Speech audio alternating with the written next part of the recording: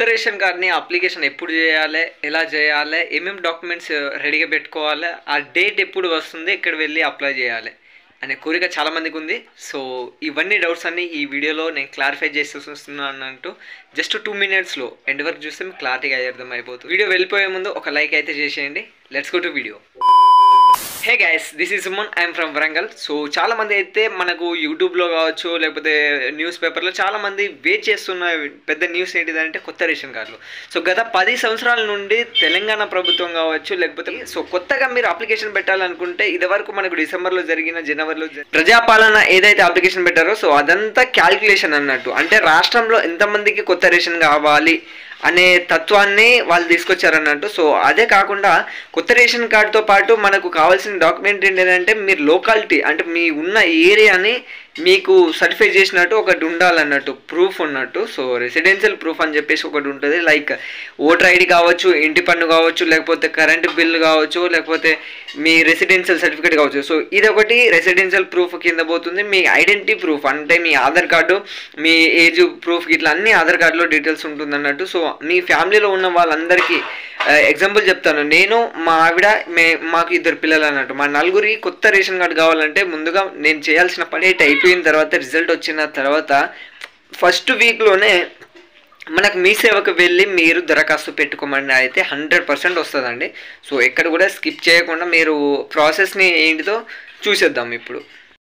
Friends, చాలామంది fake అని అనుకుంటున్నారు కానీ గూగుల్ అయితే ఫేక్ చెప్పదు కదా. So new ration card application form in Telangana 2024 అని చెప్పేసి కొట్టాను అన్నట్టు. సో ఇక్కడ అయితే మనకు గూగుల్ అయితే సజెస్ట్ చేస్తుంది విజిట్ చేయండి ఈ అఫీషియల్ పేజ్ అన్నట్టు.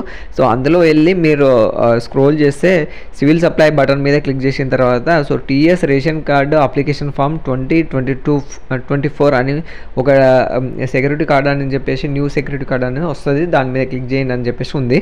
సో అలా చేయడం వల్ల సో అఫీషియల్గానే ఉంటుందండి, బయట ఎక్కడ కూడా కాదు. సో కొంతమంది అయితే చాలా వరకు 100కి ఒక 95% పీపుల్స్ ఎక్కడంటే మీ సేవకు వెళ్ళి చేసుకుంటారండి. సో ఇక్కడ కూడా చూడొచ్చు. So how can I get new card అని చెప్పేసి సో అలా చేస్తే మనకు కొన్ని రిజల్ట్ అయితే వచ్చింది అన్నట్టు. సో నేను అఫీషియల్ వెబ్సైట్కి అయితే వెళ్ళిపోయాను. సో ఇదే అన్నట్టు.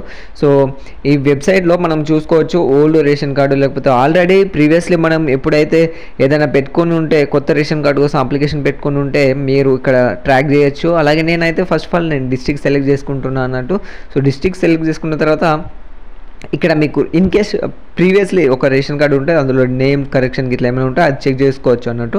సో అది కాకుండా హోమ్ పేజ్ మీద క్లిక్ చేస్తే మనకు హోమ్ పేజ్ అనేది లాగిన్ అని అంటుంది అన్నట్టు. సో ఇక్కడ అఫీషియల్గా లాగిన్ అనేది మండల్ లెవెల్ వాళ్ళు అయితే విఆర్ఓ లేకపోతే మీ గ్రామానికి సంబంధించిన హెడ్ ఎవరు ఉంటారో లైక్ పంచాయతీ సెక్రటరీ కావచ్చు లేకపోతే వార్డు కౌన్సిలర్ కావచ్చు లైక్ ఎవరైతే ఉంటారో సో మానిటరింగ్ సో వారైతే లాగిన్ ఐడి వాళ్ళకు మండల్ ఆఫీస్ నుంచి అయితే ప్రొవైడ్ చేస్తారన్నట్టు, లెజిస్లేటివ్ ఆఫీస్ నుంచి. దాని తర్వాత ఇక్కడ ఎఫ్ఎస్సి సెర్చ్ అలాగే దీపం సెర్చ్ రిపోర్ట్స్ అని ఉంది కదా.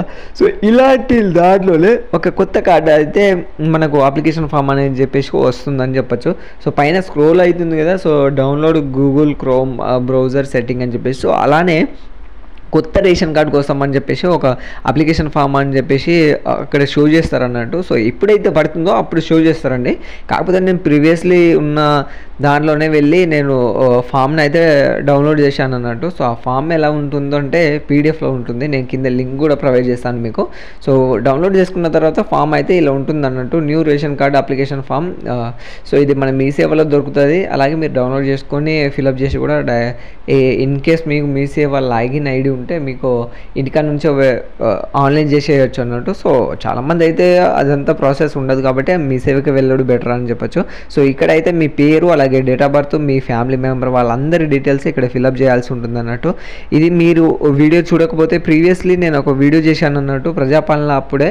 సో డిసెంబర్లో రిలీజ్ చేసిన ఈ ఫామ్ని ఎలా ఫిలప్ చేయాలి, కరెక్షన్ ఏమైనా ఉన్నా కానీ రిజెక్ట్ అయ్యే ఛాన్సెస్ ఉంటుంది అన్నట్టు. సో ఇదంతా నింపిన తర్వాత మనకి ఇక్కడ అప్లికేషన్ ఫామ్ మీద సంతకం పెట్టాల్సి ఉంటుంది.